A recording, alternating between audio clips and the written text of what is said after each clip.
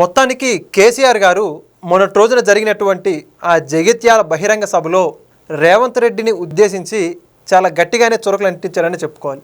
రానున్న ఎన్నికల్లో బీఆర్ఎస్ పార్టీని అధికారంలోకి తెస్తాం, రేవంత్ రెడ్డి అంతు చూస్తామని చెప్పేసి చాలా బలంగా చెప్పాడు కేసీఆర్.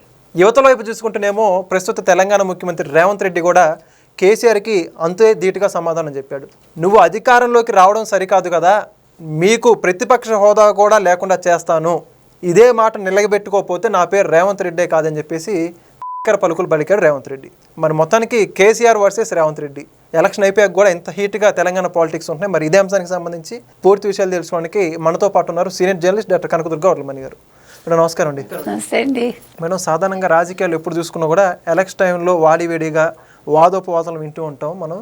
కానీ ఇప్పుడు తెలంగాణలో కూడా ఎలక్షన్ అయిపోయి మున్సిపాలిటీ పంచాయతీ ఎలక్షన్స్ కూడా అయిపోవడం జరిగింది. ఈ టైంలో మళ్ళీ కేసీఆర్ గారు ఒక్కసారిగా బయటకు వచ్చి ఆయన ఈ విధంగా వ్యాఖ్యలు చేయడంతో మళ్ళీ తెలంగాణ పాలిటిక్స్ ఒకసారి హీట్ ఎక్కి అని చెప్పుకోవాలి. వీళ్ళిద్దరు కూడా పోటాపోటీగా వాదనలు చేసుకుంటున్నారు. అధికారంలోకి రాకూడదని కొంతమంది, వచ్చినా ఏం చేయలేని కొంతమంది. వీళ్ళిద్దరి మధ్య వాదన గురించి మీరేమంటారు? అంటే తెలంగాణ రాజకీయాలు ఒక్కసారిగా రసకందాయంలో పడ్డాయి. ఎందుకని అంటారు మీరు? అప్పుడే 2.5 సంవత్సరాలు అయిపోయింది మీకు కాంగ్రెస్ వచ్చి, ఇంకా 2.5 సంవత్సరాలే ఉంది. సో ఎన్నికల వేడి ముందే మొదలైపోయింది. ఈసారి తెలంగాణలో మామూలు వేడి ఎంత ఎక్కువగా ఉందో ఎన్నికల హీట్ కూడా అంతే ఎక్కువగా ఉంది. సో మనకి డబల్ ఏమనాలి సమ్మర్ అనమాట.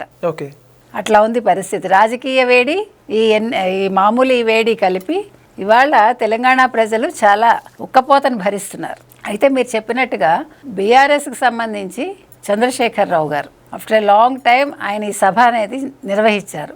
ఇక్కడ మీరు గమనిస్తే కనుక అయితే కవిత ఎన్ని పంచులు వేశారంటే తండ్రి మీద కావచ్చు, జీవన్ రెడ్డి మీద కావచ్చు, జీవన్ రెడ్డికి 2 పదవులు ఇవ్వడం మీద కావచ్చు. అంటే ఒక 75 ఏళ్ల మనిషి ఆయన యంగ్గా భావిస్తున్నాడా మా బాపు అని అడిగింది ఆవిడ కదా. అంటే ఇంకా యంగ్స్టర్స్ అందరూ ఏమైపోవాలి, నేను నా పార్టీ పెడుతున్నదే యంగ్స్టర్స్ కోసం అని చెప్పింది ఆవిడ. ఇవాళ అసలు బీఆర్ఎస్కి సంబంధించి కేసీఆర్ అనే వ్యక్తి జీవన్ రెడ్డిని తీసుకోవడం ద్వారా ఏం చెప్పదలుచుకున్నారు రేవంత్ రెడ్డికి?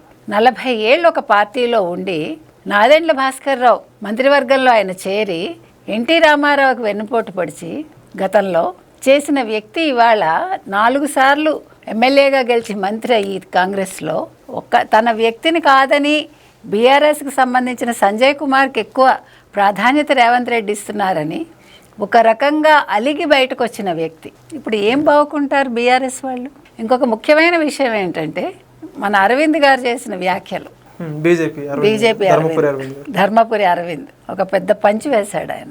అది పంచి అయినా వాస్తవం. చంద్రబాబు నాయుడు గారి 75వ జయంతిని పురస్కరించుకుని, అంటే డైమండ్ జూబ్లీ కంప్లీట్ చేసుకున్నారు ఆయన, 76లోకి అడుగు పెడుతున్నారంటే 75 ఏళ్ళనే అర్థం. 75 సంవత్సరాలు పూర్తి చేసుకున్న చంద్రబాబు నాయుడు గారికి ఒక చంద్రశేఖరరావు, ఒక జీవన్ రెడ్డి, ఒక గంగుల కమలాకర్ ఇత్యాదులు కేక్ కట్ చేసి జన్మదిన వేడుకలు నిర్వహించినట్టుగా ఉంది జగిత్యాల సభ. సూపర్ కదా. అందరూ తెలుగుదేశానికి చెందిన వాళ్ళే, తెలుగుదేశం బడి నుంచి వచ్చిన వాళ్ళే వీళ్ళందరూ. అంటే పూర్వ విద్యార్థుల సమ్మేళనం జరిగింది అని ఏదైతే ధర్మపురి అరవింద్ అన్నారో అది 100కి 100% నిజం అనిపించిందిగా. అంటే వీళ్ళకి తెలియకుండా వీళ్ళు ఒక సభ పెట్టుకుని చంద్రబాబు నాయుడు ప్రస్తావన లేకుండా కేసీఆర్ సభ నిర్వహించలేకపోయాడు. ఇక్కడ మీరు 2 అంశాలు గమనించండి. 10 ఏళ్ళు ఉద్యమంలో ఉన్నాడు ఆయన. 10 ఏళ్ళు అంటే 2 టర్మ్స్ ముఖ్యమంత్రిగా పనిచేసి తెలంగాణకి నేను ఇది చేశాను అని గర్వంగా చెప్పుకోలేకపోయాడు కేసీఆర్. నిన్న కూడా చంద్రబాబు నాయుడు మీదే ఆధారపడ్డాడు ఆయన.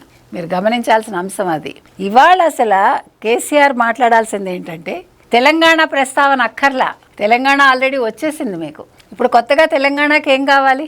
మనం ప్రతిసారి చెప్పినట్టుగా కేసీఆర్ చేసిన మంచి పనుల్లో మొదటి టర్మ్ బాగా చేశాడు ఆయన. ప్లస్ తెలుగుదేశానికి సంబంధించి చంద్రబాబు నాయుడు గారు ఏవైతే అభివృద్ధి పనులు చేశారో వాటిని ఎక్కడ టచ్ చేయలేదు ఆయన. వాటిని కూలగొట్టడం కానీ వాటిని నాశనం చేయటం కానీ ఏమీ చేయలే. అదొక మంచి పని చేశాడు. సెకండ్ టర్మ్కి వచ్చేసరికి మనిషికి ఆశ ఎక్కువైపోయి కుటుంబం దోచుకుంది. సో ఇవాళ చెప్పడానికి ఏమీ లేదు తెలంగాణకి నేను ఇది చేశానని.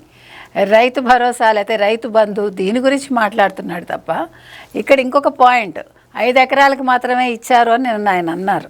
ఎవరు? రేవంత్ సర్కార్.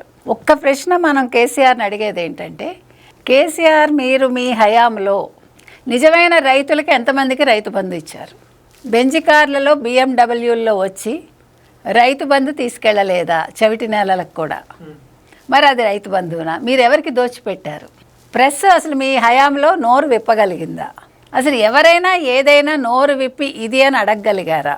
ఇవాళ మీరు రేవంత్ రెడ్డి మీద ధ్వజం ఎత్తారు. రేవంత్ రెడ్డి ఎలా పరిపాలిస్తాడో చూడడం కోసం నేను అసలు బయటికి రాలేదు, హార్డ్లీ 2-3 సార్లు వచ్చాను, ఆ అవకాశం ఇవ్వాలి కదా అధికార పక్షానికి అని మిమ్మల్ని మీరు సమర్థించుకున్నారు. నిన్న సమర్థించుకున్నాడుగా ఆయన. అవసరం లేదు, మీరు బయటకు వచ్చి మీరు ప్రజల్లో ఉండాల్సిన అవసరం ఉందిగా. మీరు ఎందుకు ఫామ్ హౌస్కి పరిమితం అయ్యారో మీరు ఒక కట్టుకథ అందంగా అల్లి చెప్పారు. సో నిన్న ఒక రకంగా కేసీఆర్ ఫెయిల్ అయ్యారు. చంద్రబాబు నాయుడు ప్రస్తావన మీకు అవసరమే ఉంది? ఆంధ్ర వాళ్ళని తిట్టాల్సిన అవసరమే ఉంది? ఆంధ్ర వాళ్ళే మీ పునాది. For your kind information, Telangana పార్టీకి కానీ తెలంగాణ రాష్ట్రానికి కానీ పునాది ఆంధ్ర వాళ్ళు, ఆంధ్ర వాళ్ళ డబ్బులు. మీరు ఒప్పుకున్నా ఒప్పుకోకపోయినా ఎందుకు మీరు ఏం మాట్లాడాలి? ఇదిగో నేను తీసుకొచ్చిన తెలంగాణ, ఇది తెలంగాణలో నేను చేసిన మంచి పనులు ఇవి ఒక్కటి చెప్పారా? కాళేశ్వరం ఒక చిన్న ఇది ఏడో బ్యారేజా ఏడో ఇది దాన్ని ఏమంటాం, ఆ పగులు గురించి మాట్లాడు. అసలు పగలడం ఏంటి? సార్ ఆర్థర్ కాటన్ ఎప్పుడు కట్టారు? ఇంతవరకు బీటో వచ్చిందా? గోదావరి ధవళేశ్వరం బ్రిడ్జి ఎన్ని లక్షల కోట్లు. ఇప్పుడు ఒక రాజకీయ నాయకుడిగా, ఒక పరిణతి చెందిన నాయకుడిగా నిన్నను కేసీఆర్ మాట్లాడలేదు. సేమ్ అదే అంటే లాగులు పగలగొడతాం ఏంటో మాట్లాడాడు ఆయన. వినటానికి కూడా ఎబ్బెట్టుగా ఉన్నాయి పదాలు. ఇది కాదు ఆయన మాట్లాడాల్సింది. ఆయన బాపు అని అనిపించుకుంటే బాపులాగా మాట్లాడాలి, పరిణతి చెందిన నాయకుడిలాగా మాట్లాడాలి. ఇంకా ఆయన ఏమి ఉద్యమంలో లేరు. ఉద్యమం అయిపోయాక 10 ఏళ్ళు రెండు టర్మ్స్ ముఖ్యమంత్రిగా పనిచేసిన వ్యక్తి మాట్లాడాల్సిన మాటలు కాదది. మీరు పదాలు వాడేసి ఏదో ఏమంటారు గోల్మాల్ చేసిస్తే మీరు రాజకీయ నాయకుడు అవరు. మీ అమ్మాయే నవ్వుతోంది, కవితే మీకు బొళ్ళు పంచులేసింది మీ మీద. ఇక మీరు రేవంత్ రెడ్డి అన్నారు, ఇక్కడ ఈయన జగిత్యాల, ఆయన అక్కడ కాళేశ్వరం. ఆయన ఏం మాట్లాడుతున్నాడండి? ఎందుకు మాట్లాడుతున్నారు?